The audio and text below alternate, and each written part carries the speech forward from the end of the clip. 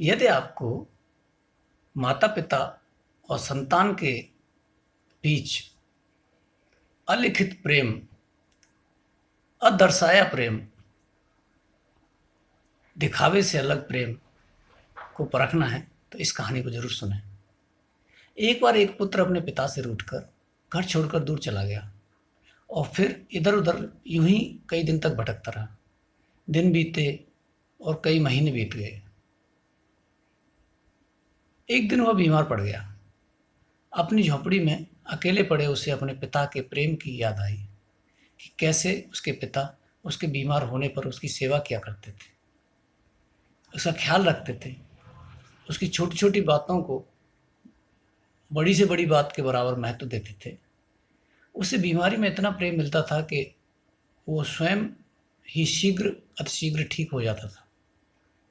उसे फिर एहसास हुआ कि उसने घर छोड़कर बहुत बड़ी गलती की है।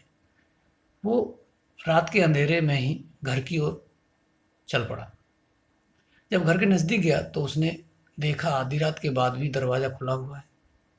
अनहोनी के डर से वो तुरंत भागकर अंदर गया तो उसने पाया कि आंगन में उसके पिता लेटे हुए हैं।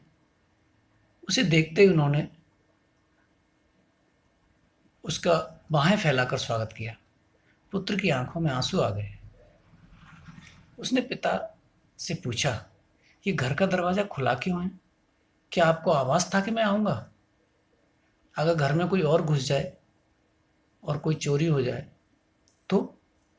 पिता ने उत्तर दिया, अरे पगले, ये दरवाज़ा उस दिन से बंद ही नहीं हुआ जिस दिन से तू गया है। मैं सोचता रहा कि पता नहीं तू कब, किस दिन, किस घड़ी, किस पहर आएगा और कहीं ऐसा ना हो कि उस समय यह दरवाज़ा बंद देखकर तू लौट जाए। साथियों, ठीक यही स्थिति ईश्वर या हमारे दूसरे गार्जियन या संरक्षकों के साथ होती है। वे प्रेमवश हमारे लिए अपने दरवाजे हमेशा खुले रखते हैं। ईश्वर भी कभी अपना दरवाजे किसी व्यक्ति के लिए बंद नहीं करता। सिर्फ हम ही उधर मुड़कर नहीं देखना चाहते। हमें आवश्यकता है सिर्फ इतनी कि अपने प्रेम को समझें और उसकी ओर बढ़ चलें।